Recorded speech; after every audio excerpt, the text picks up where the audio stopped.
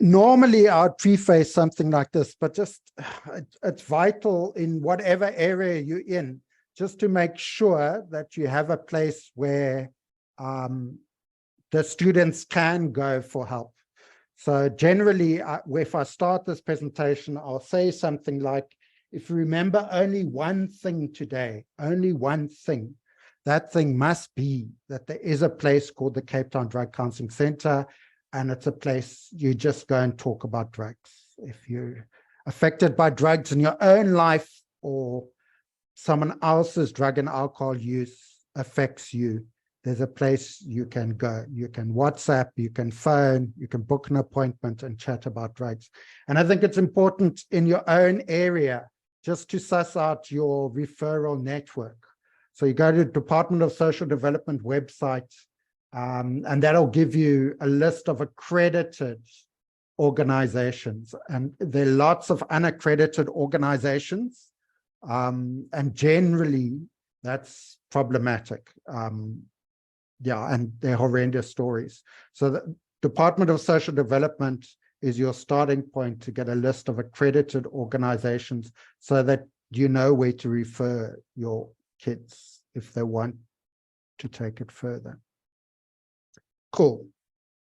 This is the basics of drugs and alcohol. This is what I think each and every high school kid in South Africa should know, in the world. Facts don't change behavior, facts don't change attitudes, but it's, I think, ethically, this is what we need to make sure each and every high school student knows about. So, meet Bob or Impo, or we call him different things at different events, okay? Bob is a normal person just like you and me. There are things in Bob's life which make him feel happy, him or her. Normally I present to adolescents, so I'll say something like, you score a goal playing soccer, you run around hugging and kissing your teammates. After a while, you realize you're hugging your teammates in public and you return to normal.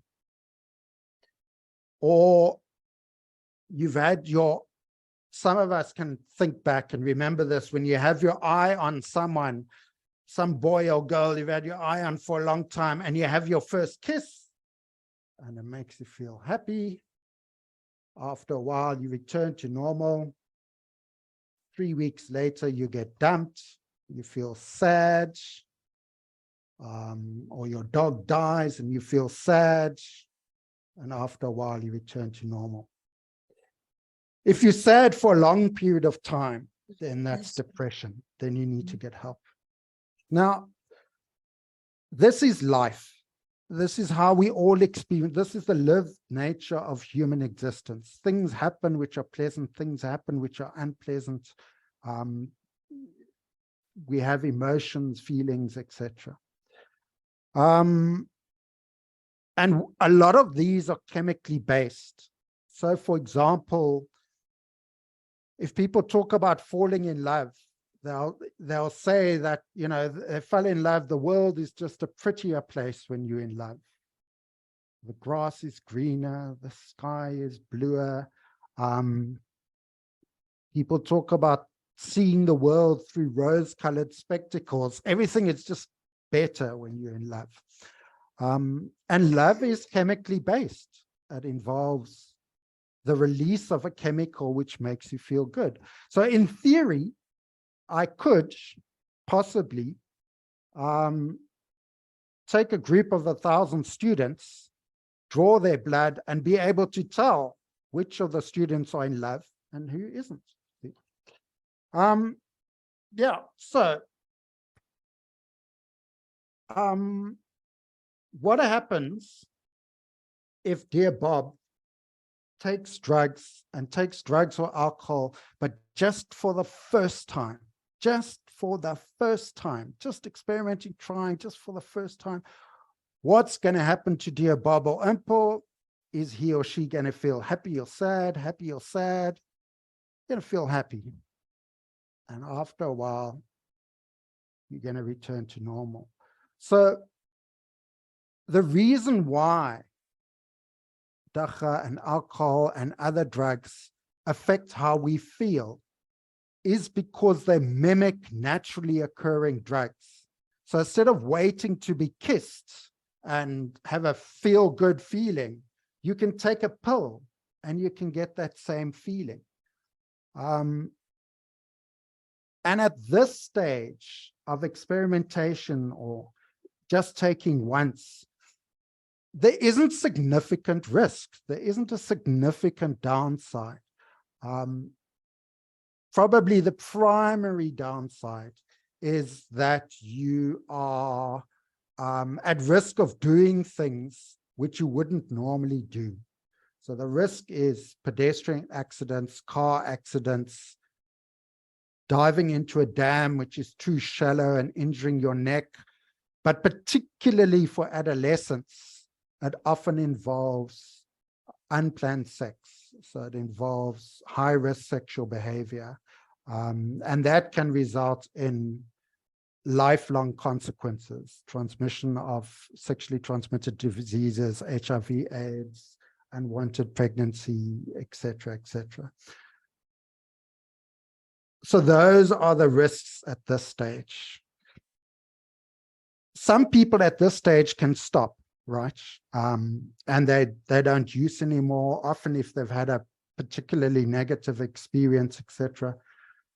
But not our Bob/Impel. So now Bob's taking more often. Bob's taking maybe every second weekend or even every weekend. But he or she is not using every day. They're not addicted. They're not. What happens then? Well, when they take it, they still feel good. But then normally afterwards, there's a downer. They feel babbelas, hungover, down. And after a while, they return to normal. Okay. So what's the problem here? Well, okay, your risks are similar to if you're just experimenting, but now they're greater. So you still got those risks of unplanned sex and pedestrian accidents and that kind of stuff. But there's a primary one, and that is for adolescence. Adolescence is a critical stage of human development. During adolescence, you are most importantly learning how to deal with stress. You're learning coping mechanisms. So you learn to go for a walk or spend time with friends or play soccer, or you're learning how to deal with stress. You're learning how to make decisions. You're learning how to make decisions, getting decisions right, getting decisions wrong. You're learning things like friendship. You're learning about letting your friends down. You're learning about being a hero for a day and scoring a hat trick at soccer. You're learning about all of these things. You're also learning about sexual relationships. So you have your first kiss and then you process that, and then you play doctor with the neighbor, and then you process that, and adolescence is a critical stage because you're learning all these things. You're learning tools which you need when you're an adult to cope with the stresses and strains of being an adult. And the most negative effect on adolescence of drug and alcohol use is that if you're using drugs and alcohol at this critical stage, then that development, that maturation is slowed down or stops altogether. So if you are using drugs or alcohol to deal with stress, You don't learn how to deal with stress in other ways. And that means when you get older and you get a job and a husband or a wife or kid or whatever, and your stress levels go up, then your drug and alcohol use goes up, because that's the only way you've learned to deal with stress. And that's the biggest negative of drug and alcohol use amongst adolescents. And it's ironic, because particularly for males, using drugs and alcohol and binge drinking and stuff like that is very manlik. You think it shows adult behavior, that you think it shows that you're a risk taker, that you're Eiermann staan, that you are displaying adult behavior, that you don't listen to mommy and daddy, that kind of stuff. But in reality, it's actually slowing down your development. It's keeping you like a child. So at the center, when we get a 40-year-old who's coming for treatment and they've been using drugs since the age of 14, those people as adults have the emotional tools of a 14-year-old. So they've, even in adulthood, even if they manage to stop using drugs and alcohol, they'll always struggle with stress, with relationships, with decision-making, particularly sexual relationships, because they've got to try and learn what other people learned at the age of 14. And those kids learning it at the age of 14 learned it with their friends and in a peer group and that kind of stuff. Whereas as an adult, you don't have that. You're on your own, because you're trying to learn these things at 40, which you should have learned at 14. I often think that we know that what we do changes the way our brain grows. So for an example, humans have to learn to speak a language before the age of 5. If they don't learn to speak a language before the age of 5, they will never master language. So they may learn cup, mug, that kind of stuff, happy, sad, whatever, but they'll never master language. There's a critical stage in human development before the age of 5. If you don't learn a language, that part of your brain kind of gets deactivated. And other areas of your brain get increased because of what you're doing. And I think that's similar for adolescents, that if you don't learn certain tools, dealing with stress, making decisions, relationships, all that kind of stuff at this critical age, I think it gets more difficult to learn it later on. Yeah. So I think in general, that is the most critical negative effect of drug and alcohol use amongst adolescents. So it involves loss of potential, that kind of stuff. But that, a lot of this loss of potential, you can't get back at the age of 30 or 40 or whatever. It's gone. You've lost that potential. You don't get that chance back. You have one life. You make the decision and take the consequences. And I forgot to say something, so I'm just writing it down so I don't drink.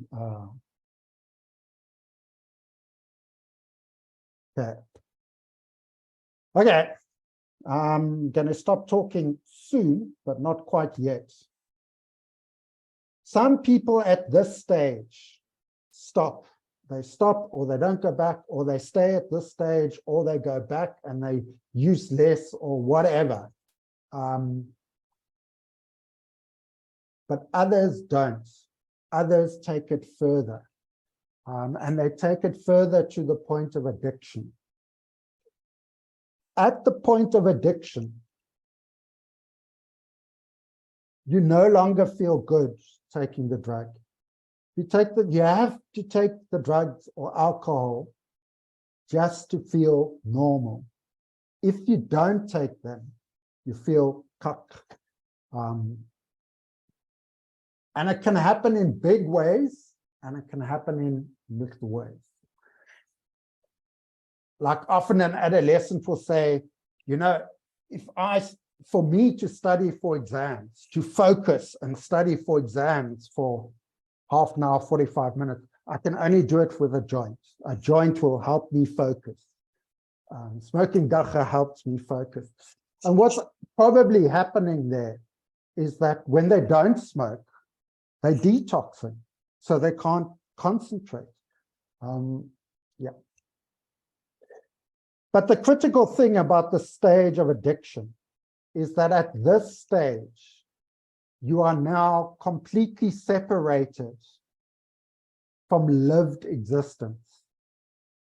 So at this stage, your life revolves, your emotions, everything revolves around the drugs. You have your drug or alcohol and you're okay. You don't have it, you're not okay. At that stage, you can have your first kiss with someone you've had your eye on. You can score your goals. It doesn't make you feel good or better or sad or nothing. You're not part of the lived world anymore. Because this lived world entails being part of it, experiencing it, getting chemicals released in your body. All that has gone. Now, it's all about the external chemicals you take in. So there's no internal process. And that's an important thing to note when you're dealing with people who are addicted. They can be nice people, they can be friends, they can be your kids or whatever, but they're also addicts. And for an addict, there's only one thing and one thing only.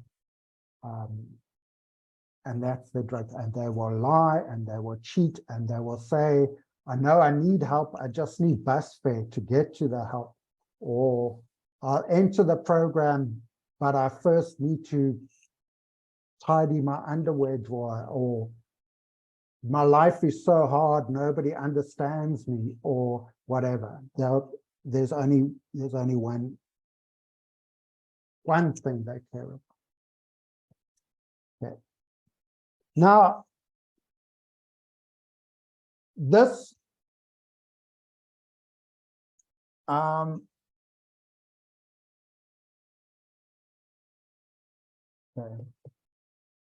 This is fluid. If you think about it, each and every single one of us are somewhere on this chart.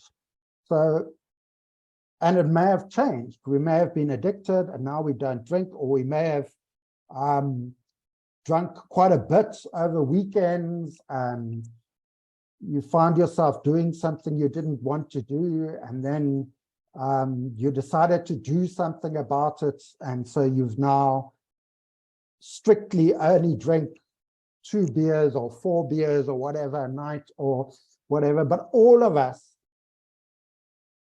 are somewhere on this chart. And each of us have a very unique journey and a very unique relationship with drugs and alcohol.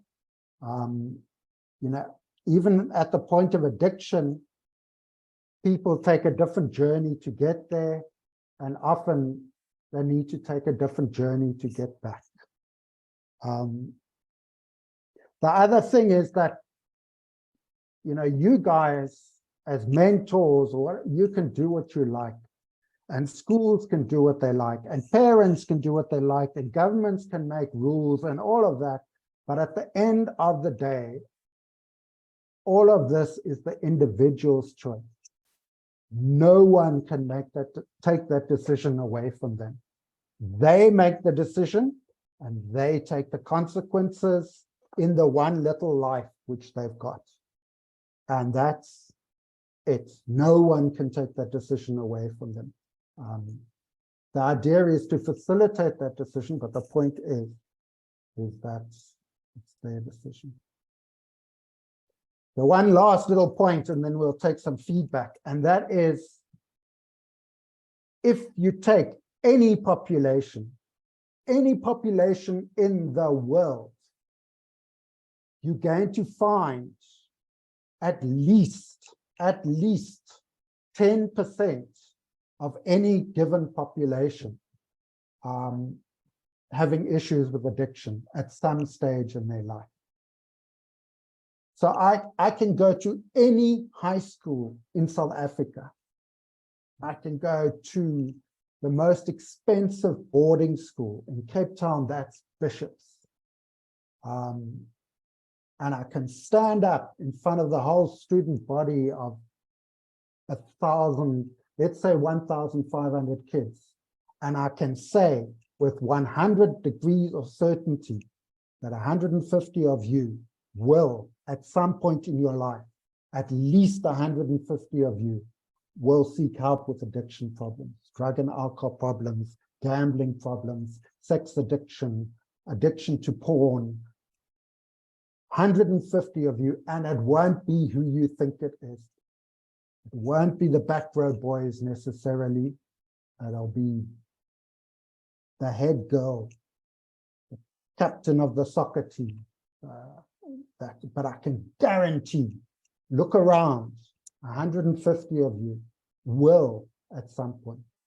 In some areas, and in some areas it will be more than 10%, and that depends on things like access to education, access to mentors, having at least one adult who cares what happens in your life, employment prospects, all of that.